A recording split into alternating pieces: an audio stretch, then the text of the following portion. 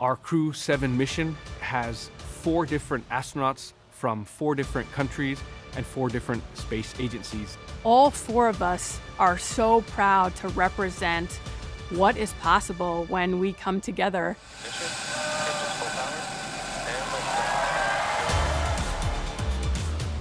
The main purpose of the International Space Station is to perform science, and that comes in many different forms.